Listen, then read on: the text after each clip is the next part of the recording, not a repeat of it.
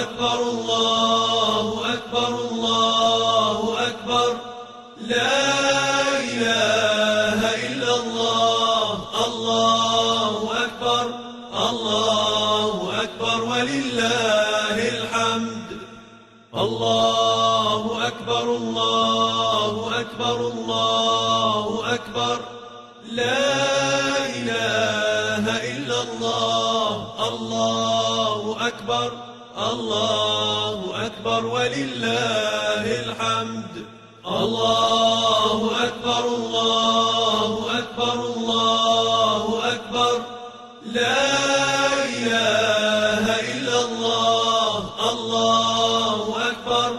الله أكبر ولله الحمد الله أكبر الله أكبر الله أكبر لا إله إلا الله الله أكبر الله أكبر ولله الحمد الله أكبر الله أكبر الله أكبر لا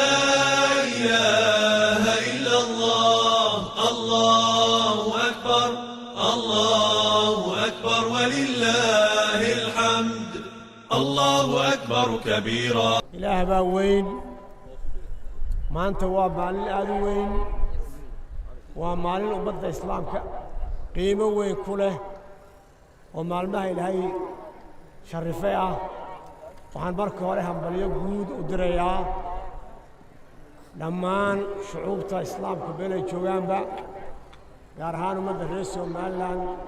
شعبي رئيس ومالان وده يدي بنت بجوجا لما هذا قرن كي كلا دوان إذا ما قرن كي إنه بتجلده كلا دوان وحن له هاي همبليو وهاي له هاي كذا جرينا إلى هاي بش ذا أما عيد ذا بش يبر واقعي وقارسيو لما أنت واحد هاي دكتور جيني عمل إمريكانو ديرادا يعمل كأنه صوبا سيدا الله الشيء علماء نوشيكتي هذين هاي رئيس مالان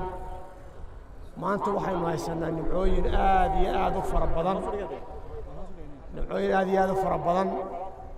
وليدوغا بهاي إنه كشور نقنو إلهي نمعدو كسية وحي نوسيي إنه كشور نقنو لئن شكرتم لأزيدنكم إلهي ولئن كفرتم العذاب عليم. ولا ليال waxaan islaahay maalintii halkan aan joogno ciidii hore waxaan ka hadalnay inay nagu soo socotay doorasho ilaahay waxaan ka baryeynay ilaahay nabad inoogu rido oo ilaahay uu naga aqbalay nabad bay noogu dhamaatay nabadaasi waa tamar walba aynu ilaahay nagu mahadnaqnaa haddayna nabad haysanin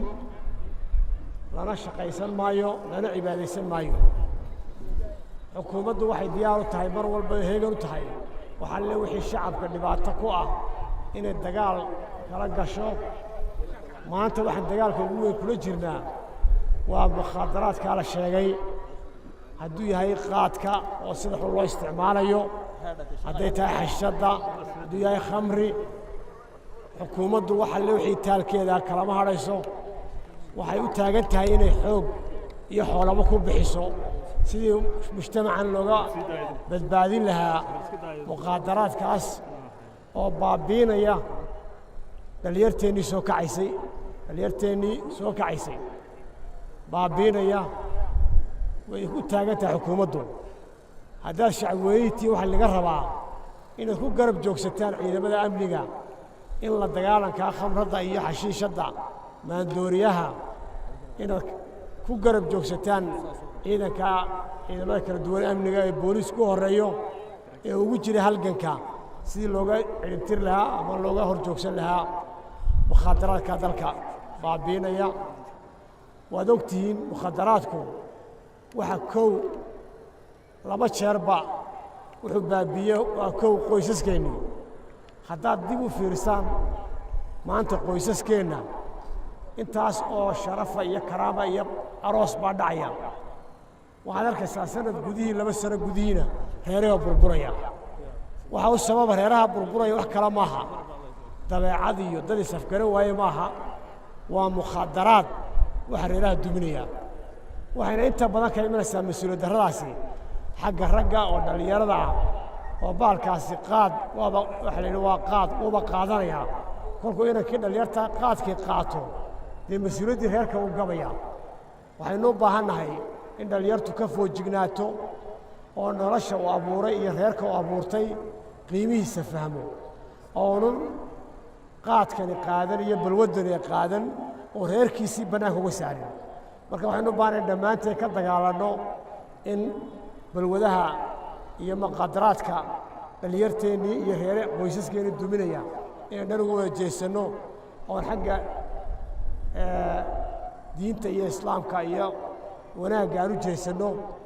dhammaanteen waxaan u baahannahay haddaynu reer somaliland nahay inaan iscafinno inaan wanaag ka wada shaqayno xumaanta iska wada reebno taasaynu ku gaadhaynaa waxaynu rabno adduunyadu mucaamilay ku wada nooshahay sida innagu inta dhexdeena aynu mucaamilo ugu nool nahay aynaan u kala maarmin iyo caalamkuna u kala maarmin caalamka aan rabno in wax inagu darsado ama aan rabno inaan ka mid noqonno waxaan u baahan inaan tusno inaan nahay ummad wax lagu darsan karo oo akhlaaqiyaad leh oo maaragtay wax la gashan karo sidaa darteed waxaan leeyahay ummadda reer somaliland maanta waa inuu diyaargarowdaa nabaddii ilaahay uu siiyey doorashooyin nabad ay noo dhacay